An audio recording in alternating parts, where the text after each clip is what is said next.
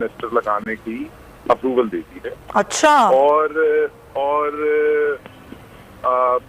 आपको पता है कि हमने हिंदुस्तान के साथ अपने जो ताल्लुकात थे वो इमरान खान ने इसलिए उस वक्त ऐलान किया था कि हम किसी किस्म के ताल्लुकात ट्रेड से रिलेटेड नहीं रखेंगे जब तक जो कश्मीर को उन्होंने जेल बनाया है, वहां पर औरतों की इस्मतदरी की है, पूरे कश्मीर को इस समय जेल बना के कर्फ्यू लगा के रखा हुआ है, उनकी जो इंडिपेंडेंट सिचुएशन थी उसको खत्म कर दिया। जब तक इसको वापस नहीं लेता हिंदुस्तान तो पाकिस्तान उनके साथ एंगेज नहीं करेगा। ये क्यों किया था इमरान खान ने? क्योंकि इमरान खान सिर्फ पाकिस्तान नहीं, पूरी दुनिया के मुसलमानों की आवाज है। वो एक गैरत की आवाज है, वो एक खुददारी की आवाज है, वो एक आजादी की आवाज है।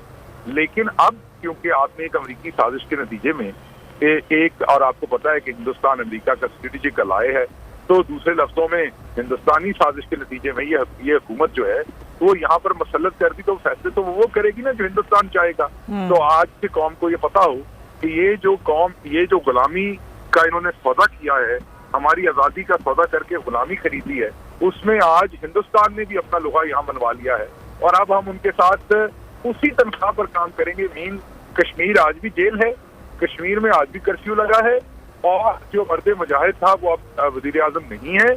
अब एक ऐसा मकसूद चपरासी वजीर आजम है जो 16 अरब की करप्शन करके बैठा, और उसकी सारी करप्शन का पैसा उन मुल्कों के पास है जिन्होंने उसे मुसल्लत किया है। तो उनके कहने पे अब इंडिया के साथ, हिंदुस्तान के साथ ट्रेड भी खोला जा रहा है। ये बहुत ही शर्मनाक दिन है पाकिस्तान के लिए, पाकिस्तान की खुददारी के लिए, पाकिस्तान की गैरत के लिए। इसके ऊपर जितनी मजम्मत की जा सके कम है। इलेक्शन कमीशन के फैसले भी बात करेंगे तो उन्हें कानून और आइन के साथ फैसले करने चाहिए। ऐसे फैसले नहीं करने चाहिए जिनसे शायबा आए कि शायद किसी एक पार्टी को सपोर्ट हो रही है। तो इसलिए इलेक्शन कमीशन की बात भी बहुत अहम है, और सारी दुनिया ने देखा है कि किस तरीके से मेंबरान की खरीदो फरोख्त हुई और उसके बावजूद किसी ने एक्शन नहीं किया। बाजार लगा, बाजार गर्म हुआ, खरीदो फरोख्त हुई। अब कुछ कहते हैं हम बिक गए थे, कुछ लोग कहते हैं हमने सौदा कर लिया, हम बिक गए थे, हम धंधे की जगह पर भी चले गए थे लेकिन हमारा इस्तेमाल नहीं हुआ। तो भाई आपका इस्तेमाल नहीं हुआ, लेकिन आप इस्तेमाल होने के लिए जाके धंधे की जगह पर बैठ तो गए थे ना। तो इसलिए बात यह है कि अब हमें पूरी कौम को देखना है कि अब हमने इन टेक्निकलिटीज के पीछे छुपना है या इस तरह के लोटों और बेशर्मों को बाहर निकालकर इन्हें सजा देनी है। दोस्तों देखा आपने कैसे अब इमरान खान के चमचे हैं वो सीधे के सीधे भारत पे एलिगेशन भी लगाने लग गए हैं, और सीधा सीधा इमरान खान का चमचा इस डिबेट में आपने देखा कैसे बोल रहा था कि भारत ने अपना चपरासी अपॉइंट किया है। तो किसी भी एक देश के स्वस्थ लोकतंत्र के लिए ये सबसे जाहिलाना बात होती है कि जब उसकी पार्टी, उस हुकूमत की पार्टी हार जाती है और दूसरी पार्टी पे जब ये एलिगेशन लगाते हैं तो कहीं ना कहीं इनकी बौखलाहट और इनका जितना भी जो अनपढ़पन है वो सीधा सीधा सामने आ रहा है, क्योंकि इन लोगों को पता ही नहीं होता है कि अपने देश के लिए क्या करना चाहिए और क्या नहीं, क्या बोलना चाहिए। तो कहीं ना कहीं आज इमरान खान को सत्ता वापसी पाने के लिए ये इमरान खान के चमचे ऐसे एक्टिव हो रहे हैं कि अपने देश के साथ भी ये गद्दारी करने को आतुर रहते हैं हर समय। तो कहीं ना कहीं आज पाकिस्तान के पूर्व प्रधानमंत्री इमरान खान की पोल खुलती हुई नजर आ रही है, जो कि अब पाकिस्तानी मीडिया के सामने ये अपने बौखलाहट जाहिर कर रहे हैं। तो दोस्तों आगे देखिए, एक फकर यूसुफजई और पाकिस्तान के ये एक एनालिस्ट है, बहुत ज़बरदस्त उन्होंने विश्लेषण किया है पाकिस्तान की हुकूमत का। तो दोस्तों देखिए डिबेट और कमेंट में अपनी प्रतिक्रिया जरूर दें। लास्ट में आपसे रिक्वेस्ट करूँगा, चैनल पर नए हैं तो चैनल को सबसे पहले सब्सक्राइब करें, लाइक शेयर कमेंट जरूर करें। दोस्तों जय हिंद, वंदे मातरम, भारत माता की जय। दोस्तों और अपने लोगों को कहते थे कि यार अपोजिशन के लोगों को बात नहीं करने देनी, उनको जरा टफ टाइम देना है और गंदा करना है, गालम गलोच सारा कुछ होता था। सर अभी वो हुकूमत में नहीं है, जलसे कर रहे हैं, बाजवा साहब हो या कोई और हो, उनको डायरेक्ट मतलब जिस तरीके से ऐसा कभी हमने नहीं देखा। मियाँ साहब की कुछ चीजें हमने देखी थी लेकिन वो इस लेवल पे नहीं गए थे। वो जो हाथ क्या है, कुर्सी या कुछ और? शुक्रिया जी, आपने मुझे मौका दिया इस बात करने का।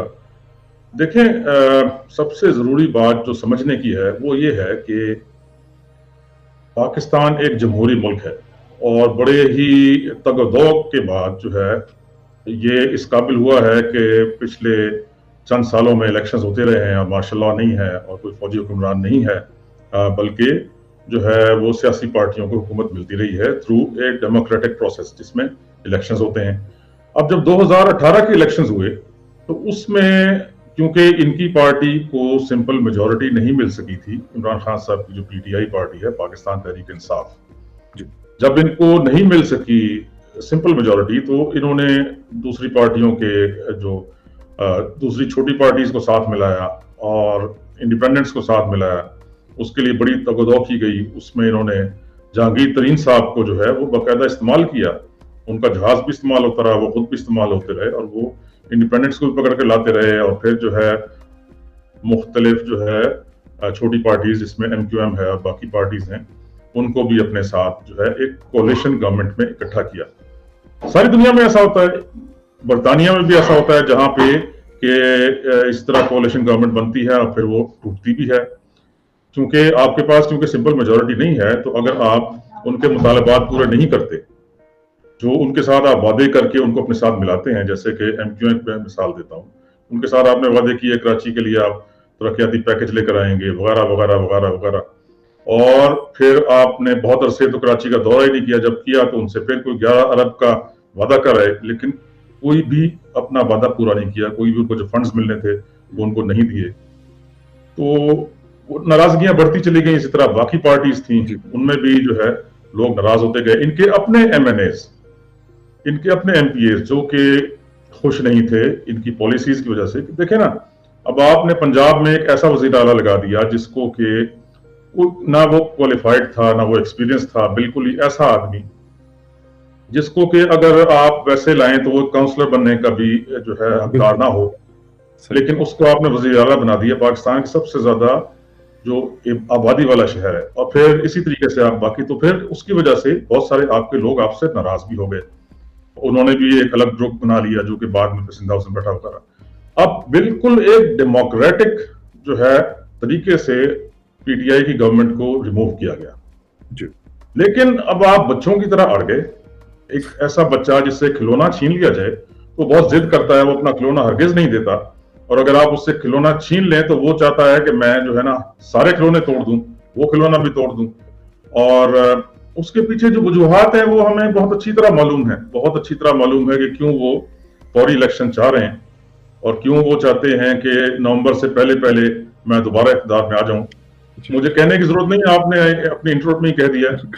तो लेकिन इंशाल्लाह मैं नहीं समझता कि उनकी ये दिली मुराद पूरी होगी। हाँ, ये जरूर हुआ है एक जो कि हम एक्सपेक्ट नहीं कर रहे थे जर्नलिस्ट, ये उनको इतने सारे ज़ॉम्बी नुमा जो है ना फॉलोअर्स मिल जाएंगे। बिल्कुल बिल्कुल, बहुत अच्छी बात सर जी जी। कि वो एक इशारा करेंगे तो उनके एक इशारे पे वो आने को तैयार होंगे। आपने एक वो फिल्म भी देखी होगी ज़ॉम्बी अटैक, उस तरह का जो है ना वो शहरों पे अटैक करने का प्रोग्राम है और पाकिस्तान कैपिटल पे अटैक करने की बार बार धमकियां दे रहे हैं रोजाना के हिसाब से। बिल्कुल देखिए ये बहुत ही गलत काम कर रहे हैं। इससे क्या होगा? इससे अगर ये फर्ज किया 20 लाख तो ना लाएं, ये 1 लाख भी आदमी ले आए। इस्लामाबाद एक छोटा सा शहर है, इस्लामाबाद को ब्लॉक कर देंगे। ये ब्लॉक कर देंगे तो पहली बात तो यह है कि इनका झगड़ा होगा, क्योंकि दूसरी पार्टीज जो है वो इनसे दुगने वोट उन्होंने लिए हैं और वो इनसे ज्यादा जो है इस वक्त पॉपुलर हैं। तो या तो ये होगा कि इनका प्रोग्राम है कि खाने जंगी कराई जाए, खाना जंगी कराएंगे तब भी बहुत बड़ा नुकसान होगा। और अगर इनको जो है फोर्स से रोका जाएगा, पुलिस रोकेगी, रेंजर्स रोकेंगे, वो भी जो है खून खराबा होगा। यही ये चाह रहे हैं। देखें, लाशों की सियासत जो है वो इंतहाई बुरी चीज है। अच्छा, आप अगर ये चाहते हैं, इस तरीके से आप करेंगे, दूसरे शहरों को भी जाम करेंगे, इस्लामाबाद को भी जाम करेंगे, फर्ज किया कर लेते हैं, उससे क्या होगा?